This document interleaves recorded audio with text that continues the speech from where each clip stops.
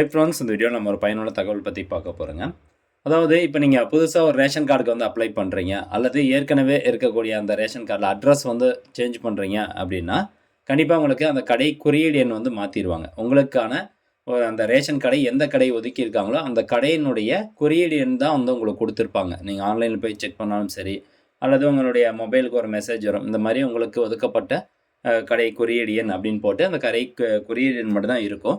அந்த நம்பர் வச்சு அந்த ரேஷன் கடை, அந்த பர்ட்டிகுலர் அந்த கடை குறியீடினுடைய ரேஷன் கடை வந்து எங்கே இருக்குது, அதனுடைய அட்ரஸ் வந்து எப்படி ஆன்லைன் மூலமாக கண்டுபிடிக்கிறது அப்படிங்கிற தகவல் தான் பார்க்க போகிறோம். ஏன்னா இப்போ நம்ம ஒரு மாவட்டத்துலேருந்து இன்னொரு மாவட்டத்துக்கு வந்து அட்ரஸ் சேஞ்ச் பண்ணியிருப்போம். அப்படிங்கும்போது அந்த அந்த ஏரியா நம்மளுக்கு புதுசாக இருக்கும் இல்லையா?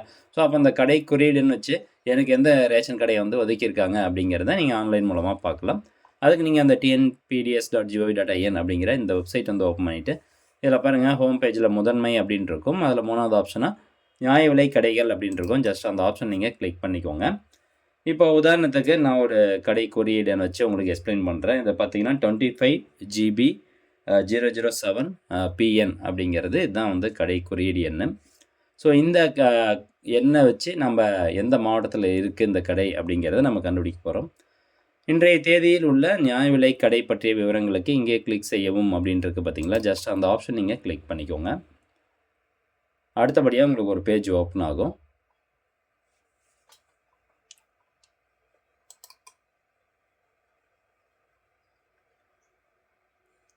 ஓகே, இப்போ அந்த ஆப்ஷனை கிளிக் பண்ண உடனே மாநிலம் விவரம் அப்படின்னு சொல்லி கொடுத்து கீழே பார்த்தீங்கன்னா ஒரு டேபிளில் மாவட்டத்தினுடைய பெயர் கொடுத்துருப்பாங்க. 2வது காலமில் மாவட்ட குறியீடு அப்படின்ட்டு இருக்கும். ஸோ இங்கே பார்த்தீங்கன்னா ஃபஸ்ட்டு 2 டிஜிட் வந்து 25 அப்படின்னு போட்டிருக்காங்க. அப்போது அந்த மாவட்ட குறியீடில் 25 எங்கே இருக்குது அப்படின்னு பாருங்கள். ஓகே, 25 தான் வந்து 25. அப்போது இந்த ரேஷன் கடை வந்து ராமநாதபுரம் மாவட்டத்துக்கு கீழே வருது அப்படின்னு நம்ம தெரிஞ்சுக்கணும். ஸோ அப்போ ராமநாதபுரம் அப்படிங்கிற இந்த மாவட்டத்தினுடைய பெயர் நீங்கள் கிளிக் பண்ணிக்கணும். உங்களுக்கு ஃபார் எக்ஸாம்பிள் 12னா 12க்கு நேராக எந்த மாவட்டத்தினுடைய பெயர் இருக்கோ அந்த மாவட்டத்தினுடைய பெயரை கிளிக் பண்ணுங்கள்.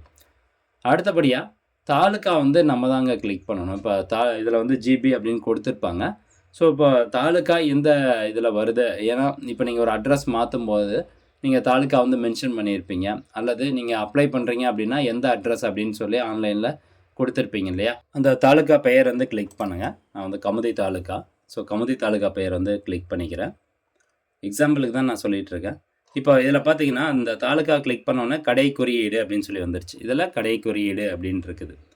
இதில் நம்மளுடைய அந்த கடை குறியீடுன்னு ஒதுக்கப்பட்ட அந்த கடை குறியீடுன்னு டைரெக்டாக வந்து பார்க்கணும் அப்படின்னா, அதில் நிறையா டீட்டெயில்ஸ், நிறையா கடை இருந்ததுன்னா நிறையா கடை நம்பர் வந்து கொடுத்துருப்பாங்க. ஸோ நம்ம ஒவ்வொன்றா போய் பார்த்துட்ருக்க முடியாது. அதனால் கண்ட்ரோல் F வந்து கொடுக்குறேன்.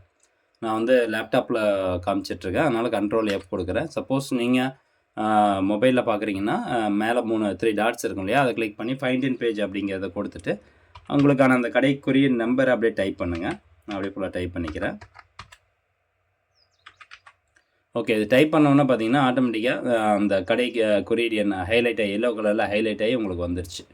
ஸோ இதுதான் உங்களுக்கான ஒதுக்கப்பட்ட ரேஷன் கடை. இப்போ இந்த ரேஷன் கடை எங்கே இருக்குது, அதனுடைய அட்ரஸ் நீங்கள் தெரிஞ்சுக்கணும் அப்படின்னா இந்த நம்பர் எல்லோ ஹைலைட் ஆகிருக்குது இல்லைங்களா? ஸோ அதை வந்து கிளிக் பண்ணுங்கள். அடுத்ததாக இந்த மாதிரி ஒரு பேஜ் ஓப்பன் ஆகும். நியாய விலை கடை தகவல் அப்படின்னு சொல்லி வந்துடும். இதில் பாருங்கள், கடை முகவரி வந்து கொடுத்துருப்பாங்க. அட்ரஸ் ஃபுல்லாக வந்து கொடுத்துட்டாங்க. Near town panchayat office Abiramam அப்படின்னு சொல்லி அட்ரஸ் ஃபுல்லாக கொடுத்துட்டாங்க. அதே மாதிரி கடையினுடைய பெயரும் கொடுத்துருக்குறாங்க. இப்போ இந்த கடையை நீங்கள் கூகுள் மேப்பில் பார்க்கணும் அப்படின்னா இந்த கூகுள் மேப் சிம்பிள் கொடுத்துருக்காங்க பாருங்கள். அந்த ஆப்ஷனை கிளிக் பண்ணிங்கன்னா டேரெக்டாக கூகுள் மேப்பில் உங்களுக்கு காமிச்சிடும் இந்த ரேஷன் கடை எங்கே இருக்குது அப்படின்னு. நேராக நீங்கள் அங்கே போய் பொருட்கள் வாங்கிக்கலாம். அதே மாதிரி பேக் வந்தீங்கன்னா இந்த ரேஷன் கடையில் எத்தனை பேர் வந்து பொருள் வாங்கிட்டு இருக்காங்க அப்படிங்கிற விவரமும் நீங்கள் தெரிஞ்சுக்கலாம். யார் வந்து இந்த ரேஷன் கடையினுடைய பொறுப்பாளர் அப்படின்னு 2வது காலமில் அவர் பெயர் கொடுத்துருப்பாங்க. கடையினுடைய பெயர் 3வது காலமில் இருக்கும். அடுத்தபடியாக மொபைல் நம்பர் கொடுத்துருப்பாங்க, அது ஃபுல்லாக கொடுத்துருக்க மாட்டாங்க. தென் நெக்ஸ்ட்டு வந்து பார்த்திங்கன்னா ப்ளூ கலரில் 842 அப்படின்னு கொடுத்துருக்காங்க இல்லையா? ஸோ அதை கிளிக் பண்ணிங்கன்னா 842 பேர் வந்து இந்த கடையில் பொருள் வாங்குறாங்க. ரேஷன் அட்டை இந்த கடையில் பதிவு பண்ணியிருக்காங்க.